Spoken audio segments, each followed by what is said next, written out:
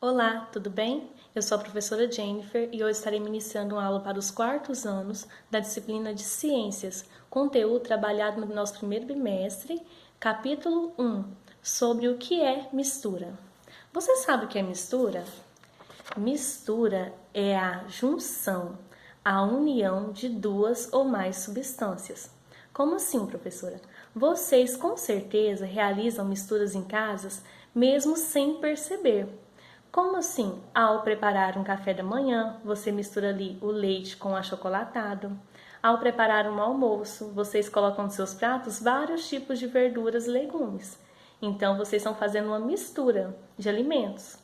Então, misturas são a união ou a junção de duas ou mais substâncias.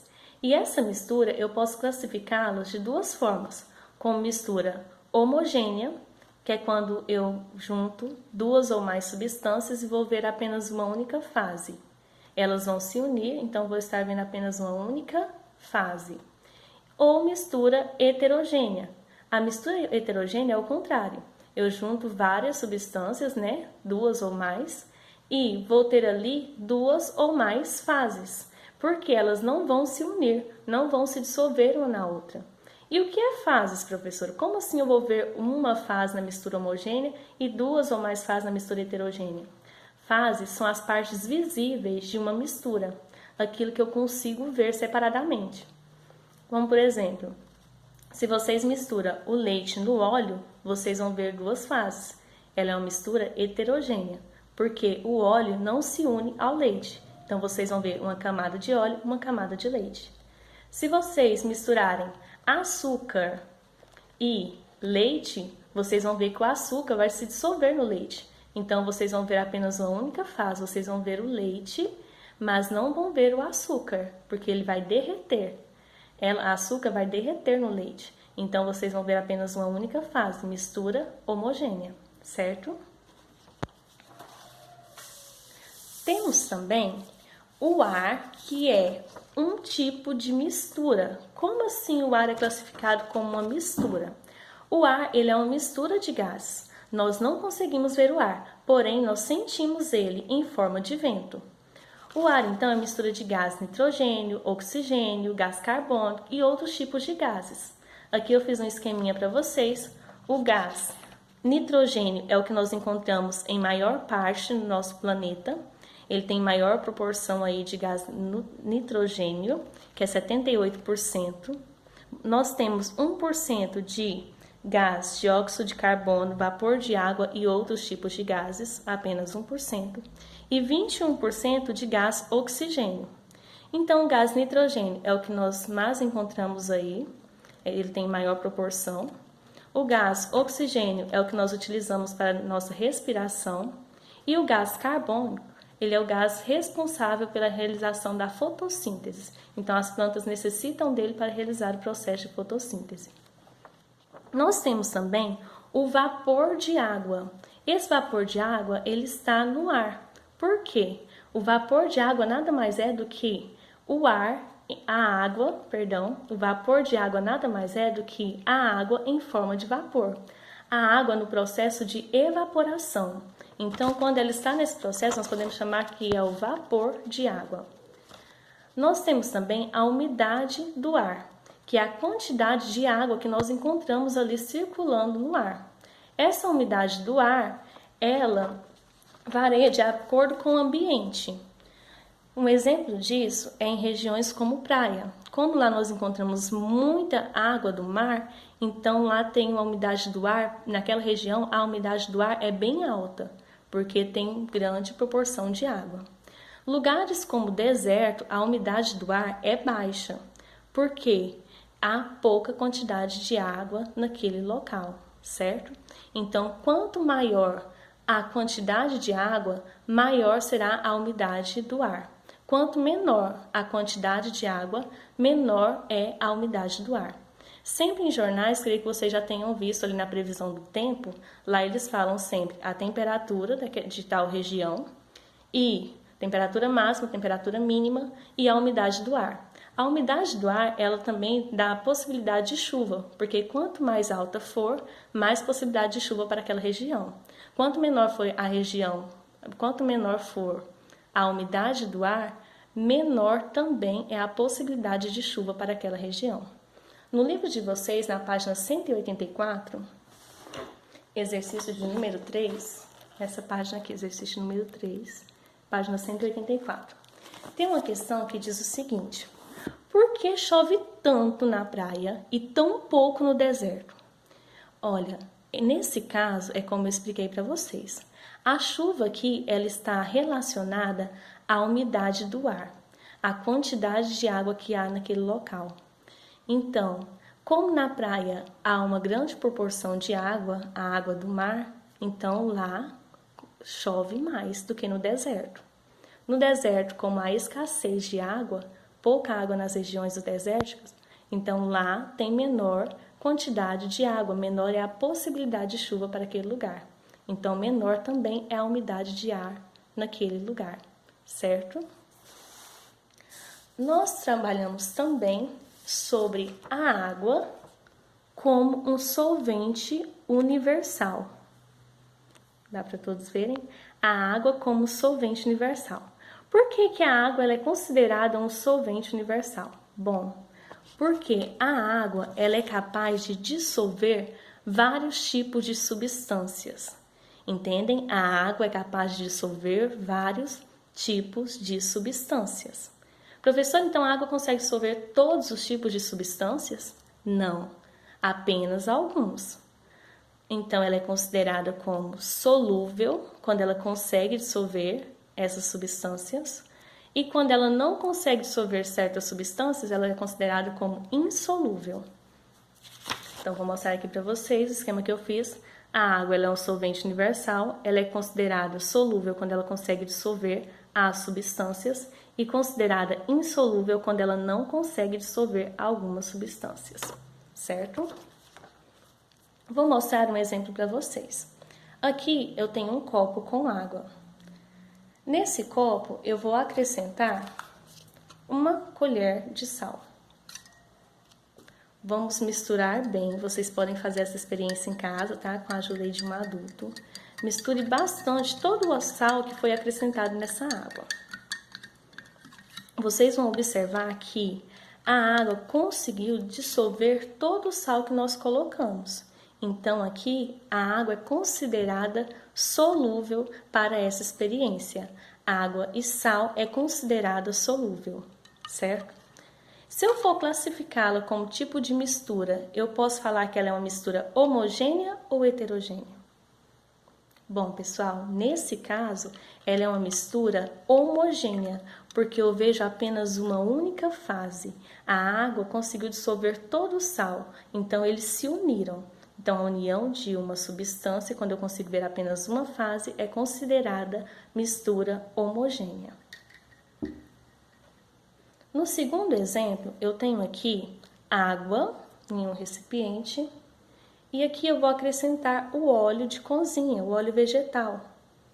Olha o que acontece. Observe bem. Vou mexer aqui para vocês verem. Eu coloquei, então, o óleo na água e por mais que eu mexa bem, vou misturar aqui bastante. Vocês podem realizar em casa como eu disse, tá? Todas essas experiências que eu estou realizando aqui. Por mais que eu misture bem o óleo na água, olha o que acontece. A gente vai esperar um pouquinho para vocês verem o que vai acontecer nesse caso. Eu vejo aqui duas fases, uma camada de água e uma camada de óleo. Nesse caso aqui, o óleo, a água não conseguiu dissolver o óleo, então ela é uma substância insolúvel, porque não se dissolveram, certo? As duas não conseguiram se dissolver, se unir uma na outra. Então, se eu for classificar como mistura, eu vou classificar como mistura heterogênea, porque não houve a junção, a união dessas substâncias, certo? Aí você me pergunta, professora, se eu consigo fazer vários tipos de misturas, é possível separar essas misturas? Sim, como nós estudamos em sala, existem vários processos de separação de misturas. Nós temos aí processos de decantação, de evaporação, filtração. Nós temos o processo de peneiração, onde passa ali por uma peneira, a substância vai ficar separadas. Nós temos o processo de catação, onde você separa parte por parte, começa a catar, pegar ali com as mãos, parte por parte, então é o processo de catação. Entre outros, eu tenho vários tipos de separação magnética mesmo, feita com um ímã, onde, um exemplo, o ferro vai grudar naquela superfície do ímã. Então, vou estar fazendo ali o processo de separação. Eu tenho vários processos de separação. Vocês podem utilizar várias formas para separar um tipo de mistura. Eu vou mostrar aqui para vocês apenas um exemplo de alguma delas. Aqui, nesse esquema, eu fiz aqui em cima o processo de separação de mistura. Então, eu tenho a decantação. O que é a decantação?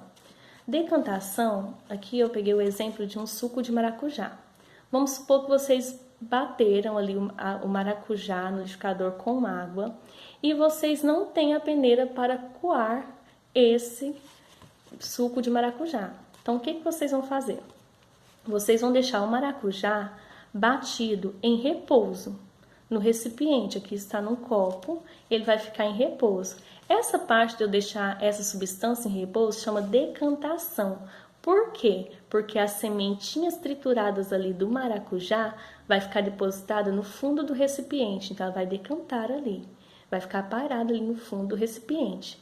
Essa parte é a parte de decantação, porque ele vai separar, com o tempo a semente vai separar do líquido, certo? Então, a gente chama esse processo de separação como decantação. Temos aqui também ao lado o processo de evaporação. O que é evaporação? Nesse caso, a água está evaporando. Esse daqui é um processo onde é utilizado nas salinas. Como vocês sabem, o sal que nós consumimos foi retirado do mar. Então, esse processo, a água do mar é depositada em um tanque, onde há um processo que ela vai evaporar e vai ficar ali nesse tanque apenas o sal. E depois esse sal passa por vários processos até poder ser consumido na nossa alimentação. Então, aqui a água vai evaporar, então, o processo de evaporação. Está separando o sal da água. Esse outro processo aqui é o processo de filtração. O processo de filtração todos vocês já conhecem. Vocês utilizam no dia a dia até mesmo sem perceber. Aqui eu tenho um exemplo onde é utilizado uma garrafa PET com algodão, areia e depois eu coloco uma água suja com terra misturada para escorrer dentro desse funil. Então aqui ele vai escorrer e a água vai ser filtrada por meio da areia e do algodão, certo? Então essa experiência vocês também podem estar realizando em casa, esse é o processo de filtração. Nós temos aqui um filtro também, um modelo mais antigo, que eu creio que vocês também já conhecem. Esse filtro, ele é utilizado para filtrar a água, purificar ela para que a gente possa estar bebendo. Então, a gente não encontra mais esse filtro aqui, geralmente nas casas, né? A gente dificilmente encontra esse tipo de filtro. Mas, esse filtro, ele faz o processo de filtração por meio das velas que há dentro dele.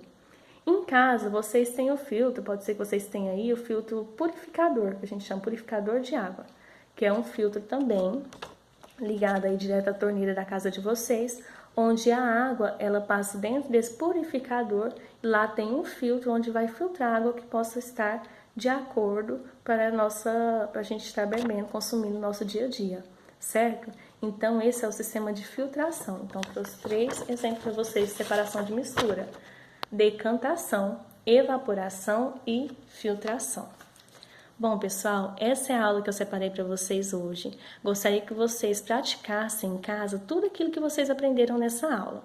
Vocês vão observar os pais de vocês a fazerem os tipos de mistura que eles realizam no dia a dia. Como assim, professora?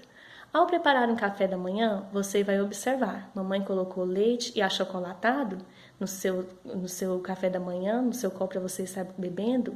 Então, você vai anotar ali. A mamãe misturou leite com achocolatado. Você vai classificar esse tipo de mistura. Mistura homogênea ou heterogênea? Mistura homogênea, porque se uniu tornando apenas uma única fase. Se ela fizer uma salada no almoço, por exemplo, você vai anotar lá. Fizemos uma salada de alface, tomate e pepino. Então, você vai classificar. Ela misturou bem aquela salada no recipiente, você vai colocar lá. Fizemos salada com esses 3 ingredientes. Essa salada foi uma mistura homogênea ou heterogênea? Aí você vai classificar. Como você, por mais que a mamãe misture a salada aí, todos os ingredientes dela, você continua vendo o tomate, o alface e o pepino separadamente. Você consegue enxergar, não consegue? Então, este é um tipo de mistura heterogênea. Eu gostaria então que vocês classificassem todos os tipos de misturas que vocês verem, colocassem aí uns 10 exemplos no papelzinho e assim que a gente retornar à escola, nossas aulas normalmente, vocês me apresentem esse exemplo, certo? Então, deixo aqui um beijo a todos, estou com muitas saudades e até breve.